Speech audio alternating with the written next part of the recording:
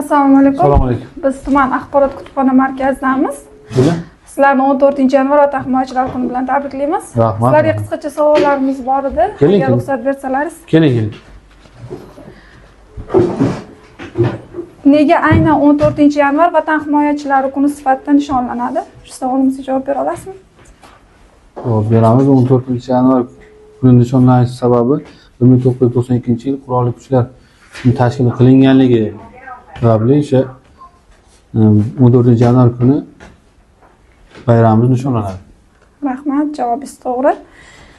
Bizga yana ish faoliyatingiz davomida erishgan yutuqlaringiz haqida gapirib bera olasizmi? Ish davomimizda ko'p yutuqlarga erishganmiz. O'sha 2025-yil misol keltirib gapirsam, 2025-yilda o'sha jinoyatchilikni barvaqt oldini olish bo'yicha ko'p natijalarga erishildi. Bo'ka tuman misolida aytaman. Shu oldini olish mumkin bo'lgan jinoyatlar, oila turmush doirasidagi jinoyatlarni keskin kamaytirishga erishganmiz. Hozirgi kunda mana tumanimiz ichki ishlar xodimlari, barcha xodimlar kecha kunduz xizmat olib borishi natijasida jinoyatni ancha jilovlab o'sha salmog'i kamaytirish, jinoyatchilikni salmog'i kamaytirish maqsadida yaxshi natijalarga erishilgan. Rahmat javobingiz uchun.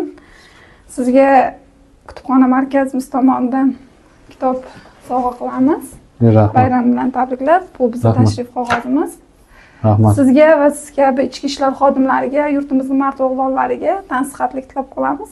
Rahmat sizlarga. Bayramlaringiz muborak bo'lsin. Rahmat. Assalomu alaykum. Assalomu Biz alaykum. tuman axborot kutubxona markazidamiz. Sizni 14-yanvar Vatan himoyachilar kuni bilan tabriklaymiz. Rahmat.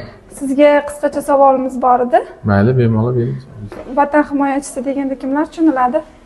Vatan himoyachisi deganda avvalambor yurtimizni tinchligi uchun, xalqimizni, fuqarolarimizni tinchligi uchun xizmat qilayotgan barcha harbiy xizmatchilar, askarlar, ofitserlar, Chegarachilar. shular mana shu yurtimizni tinchligi uchun xizmat qilayotgan barcha mard o'g'lonlar vatan himoyachilari deb tushuniladi. Rahmat Desak javobingiz to'g'ri uchun. bo'ladi. Rahmat. Sizga axborot kutubxona markazi tomonidan sovg'amiz bor.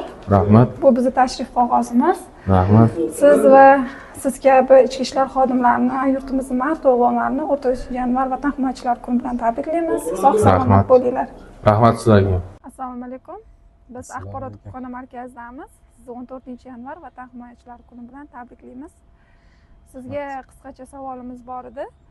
Vatan himoyachilariga qanday fazilatlar xos? Jasorat, mardlik, sadoqat, eng avvalambor intizom va vatanparvarlik fazilatlari xosdir. Rahmat javobingiz uchun. Javobingiz to'g'ri. Sizga axborot kutubxona markazimiz tomonidan kitob sovg'a qilamiz. Bu bizning kutubxonamizning tashrif qog'ozi. Siz kabi ichki ishlar xodimlarini, yurtimizning mard o'g'lonlarini 14-yanvar Vatan himoyachilari kuni bilan tabriklaymiz. Sizlarga tansihatlik tilab alaykum. Biz tuman axborot kutubxona markazidamiz. Sizni 14-yanvar Vatan himoyachilari kuni bilan tabriklaymiz. Sizga savolimiz bor edi. Avvalambor assalomu alaykum sizlarga ham. Mayli, bering savollaringizni. Vatan himoyachilarining asosiy burchi nima? Vatan himoyachilarining asosiy burchi O'zbekiston mustaqilligini himoya qilish va undan tashqari hududiy daxlsizligini va yurt tinchligini, osoyishtaligini ta'minlash. Rahmat javobingiz uchun. Sizga axborot kutubxona markazimiz tomonidan kichik bo'lsa-da kitob sovg'a qilamiz.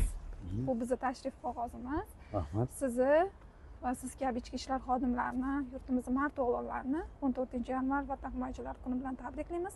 Sog' salomat bo'linglar. Xo'p, rahmat. Salomat bo'linglar o'zinglar ham.